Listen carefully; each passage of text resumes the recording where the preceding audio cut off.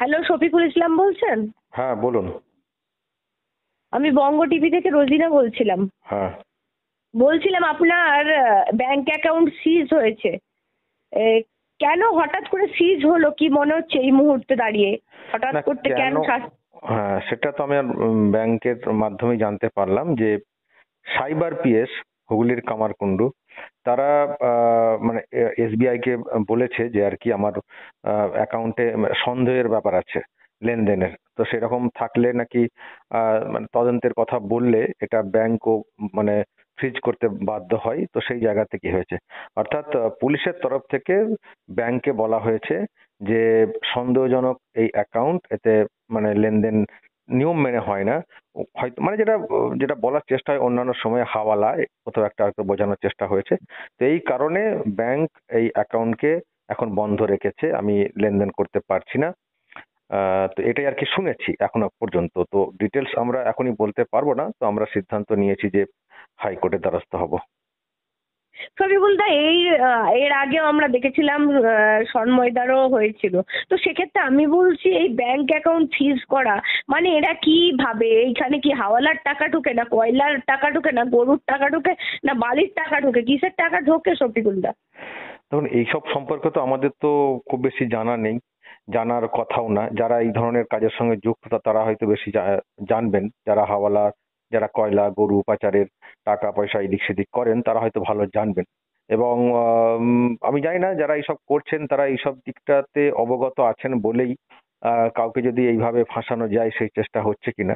কিন্তু আমার তো অ্যাকাউন্ট একেবারে নিট অ্যান্ড ক্লিন। আমি তো সবসময় বলে থাকি আমার আমার একটা আমি একটা অন্যভাবে বিজ্ঞাপনও নিই না। ইউটিউব যে বিজ্ঞাপন দেয়, ইউটিউব টাকা কালেক্ট করে কোম্পানি থেকে, সেখান থেকে কিছুটা শেয়ার আমাদেরকে দেয়, তাতেই আমাদের চলে। আমার অন্য কোনো বিজ্ঞাপন নেই, ফলে অন্য কোনো লেনদেন নেই। অথচ যারা ওই গরু পাচার, কয়লা পাচার, এইসব পাচারের চাকরি বিক্রির টাকা, যারা এইসব করতে মানে এইসব করতে অভ্যস্ত, তারাই হয়তো মানে ভাবছেন যে যদি এইভাবে একটা যোগ করিয়ে একটু অ্যাটাচ করে দেওয়া যায় আর কি বিষয়টা। সেই চেষ্টা হয়তো তারা করছেন, কিন্তু আমাদের ভরসা রয়েছে কলকাতা হাইকোর্টের প্রতি। ফলে এইসব করে কিছু হবে না। আল্টিমেট কি? আল্টিমেট উদ্দেশ্য হচ্ছে মুখটাকে বন্ধ করা। যখন এমনিতে হচ্ছে না, বলে হচ্ছে না, নরমাল কেস দিয়ে হচ্ছে না, চলো ভাতে মারবো, অ্যাকাউন্ট বন্ধ করে দেবো, খেতে পাবে না। খেতে না পেলেই হয়তো আমাদের দ্বারস্থ হবে, দাদা বাঁচাও, দিদি বাঁচাও, পিসি বাঁচাও। এইভাবে হয়তো মানে বলবে শফিকুল, এটা হয়তো ভেবেছেন। কিন্তু সেই সব সেগুড়ে বালি বলতে পারি। আমি আমার মতো করে আছি, আমার মতো করেই কাজ করব, আমাদের মুখ বন্ধ হবে না, কিন্তু অ্যাকাউন্ট খুলে যাবে। আর আমি আমার ভিডিওতে বলেছি যদি আমার অ্যাকাউন্ট খুলে যায়, মানে খুলবে তো বটেই, যেদিন খুলবে সেদিন ওই পিসি ভাইপোর নাম করে আমার পাড়ায় যত কুকুর আছে সবাইকে মানে ডেকে খাওয়াবো খুশিতে, তাদের নাম করে। এটাও এটাও কিন্তু আমি বলেছি, কিন্তু আমার মুখটা বন্ধ হবে শফিকুল না। দা, একটা জিনিস আমার এই মুহূর্তে মনে হচ্ছে আপনার ব্যাংক অ্যাকাউন্ট সিজ মানে আপনি কালকে একটা চরম বার্তা দিয়েছেন যে এ রাজ্যে মুসলিম ভোট কেন আসছে না বিজেপিতে, সেটা নিয়ে আপনি আপনার মতামত ব্যাখ্যা করেছেন। রীতিমতো বলছি তার প্রভাবেই কি এই যে একটা বার্তা দেওয়ার চেষ্টা করেছেন, সামাজিক বার্তা, সমাজের সর্বস্তরের মানুষ বা এই সংখ্যালঘু সমাজের একটা বার্তা দেওয়ার চেষ্টা করেছেন, সেটার রোষেই কি, তারই রোষে কি আপনাকে পড়তে হলো? আপনার কি মনে হচ্ছে? হতে পারে, না হওয়ার কিছু নেই। এবং আমি যে কথা গতকাল বলেছি, আমি তো শুধু বলেছি, এবার কাজটাও অনেকটা করব নিজের থেকে। ফলে আমাকে এই ধরনের সমস্যায় আরো যে ফেলা হবে সেটা আমি জানি, এবং সেটা ভেবেই কিন্তু আমি এগোচ্ছি, সবকিছু মাথায় রেখেই কিন্তু আমি এগোচ্ছি যে এই ধরনের সমস্যায় আমাকে অনেকভাবে ফেলা হবে। কিন্তু যদি সেটা মনে করেন যে এইভাবে করলে আমি যেভাবে বলছি মানুষকে সেই বলাটা বন্ধ হয়ে যাবে, তাহলে সেটা ভুল ভাবছেন আর কি। সেটা আর কিছুদিন পরে আরো প্রমাণ হয়ে যাবে। তবে যদি ওটা, আমি ওটাকেও সন্দেহের বাইরে রাখছি না। যদি ওই ভাবনা থেকে ওনারা করে থাকেন, আমি বলবো ওই বৃথা চেষ্টা। এতে না, করে আমি একটা কথা এই কারণেই বলছি শফিকুল দা, যেহেতু এতদিন অভয়াকাণ্ড হলো, সমস্ত কিছু প্রতিবেদন হলো, তাতে কিছু হলো না। কাল রাতে আপনি খুব ভালো করে লক্ষ্য করবেন, কাল রাতের প্রতিবেদন আপনি যেভাবে সাড়া পেয়েছেন বা যে বার্তা দেওয়ার চেষ্টা করেছেন এই সংখ্যালঘু পিছিয়ে পড়া সমাজকে একটা বার্তা দেওয়ার চেষ্টা করেছেন, সেই বার্তাটার পরেই কিন্তু আপনি যে মেসেজটা পেয়েছেন, আমি জানি না, আপনি দেখবেন হয়তো লক্ষ্য করে, আমাদের বিচক্ষণতায় মনে হচ্ছে আপনি একটা অন্য বার্তা দিতে গেছেন মানুষকে। কেন ওই বার্তাটা দেবেন? তার জন্য তার শাস্তি আপনাকে ভাতে মার। হতে পারে, হতে পারে, আমি সেটাও অস্বীকার করছি না, যেহেতু মানে ওই টাইমিংটা এমন একটা ফ্যাক্টর। কিন্তু আমি আবারও বলছি যে যদি মনে হয় যে এইসব করে চুপ করা যাবে, আমি যেটা ভাবনা যেটা ভাবছি সেটাকে বন্ধ করা যাবে, তাহলে ভুল ভাবনা সেটা বুঝতে পারবে। আসলে এদের কাজই তো এখন হচ্ছে এটা, এই সব করে যতটা প্রশাসনিক ক্ষমতা রয়েছে সেটাকে ইউজ করে মানুষকে সমস্যায় ফেলা, ইউটিউবারদেরকে সমস্যায় ফেলা।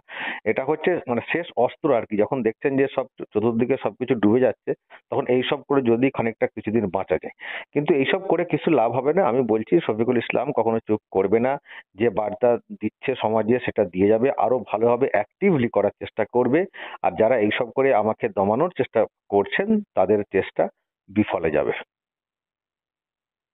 রসগোল্লা একটা জিনিস এই মুহূর্তে দাঁড়িয়ে আমি দেখছি একের পর এক, মানে যেহেতু এর আগে দেখলাম শ্রদ্ধাশীলদার সমস্ত কিছু নিয়ে যাওয়া হয়েছে, তার ল্যাপটপ থেকে শুরু করে ফোন থেকে শুরু করে এবার আপনার ব্যাংক অ্যাকাউন্ট, মানে এগুলো কি কোপ আসতে চলেছে? যারা এই মুহূর্তে দাঁড়িয়ে যারা সত্যকে সত্য বলছেন বা চোখে আঙুল দিয়ে দেখিয়ে দিচ্ছেন, তাদের প্রতি কোপ আসতে শুরু হয়েছে, এটা মনে এটা হচ্ছে হবেই, এই। আপনার ক্ষেত্রেও আগে হয়েছে, আরো হবে। এটা সবাইকে ধরে নিয়ে এগোতে হবে। এই জন্যই তো আমরা কারোর বিরুদ্ধে কিছু হলে আমরা আমাদের মতো করে গর্জে উঠি। আমাদের কোনো ইউনিয়ন নেই, সংগঠন নেই, কিন্তু আমরা একে অপরের পাশে থাকি।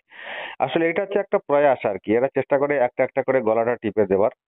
তখন সবার ক্ষেত্রে সেটা হয়ে ওঠে না, অন্যরাও আমরা গর্জে উঠি। কিন্তু প্রয়াস তারা কিন্তু থামাচ্ছেন না। কদিন আগেই তো আমরা দেখেছি একেবারে যিনি প্রশাসনিক প্রধান, তিনি নিজেই বলেছেন যে এইসব দেখতে হবে, একটা কমিটি গঠন করতে হবে, কে কি করছে। তার কথা অনুযায়ী কুৎসা করছে, কুৎসা। তো এইসব কমিটি গঠন করার কথাও বলা হয়েছিল। তো সেই কমিটি হয়তো এরকম সিদ্ধান্ত নিচ্ছে, কার বিরুদ্ধে কিভাবে কি ব্যবস্থা নেওয়া যায় একে একে সেই প্রসেস শুরু করেছে।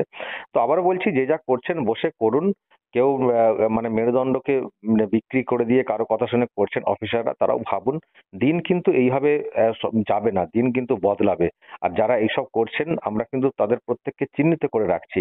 দিন যেদিন বদলাবে সেদিন কিন্তু তাদেরকেও ভুগতে হবে, এটা বলতে পারি। আপনাকে অসংখ্য ধন্যবাদ আমাদেরকে এতক্ষণ সময় দেওয়ার জন্য। নমস্কার। Thank you.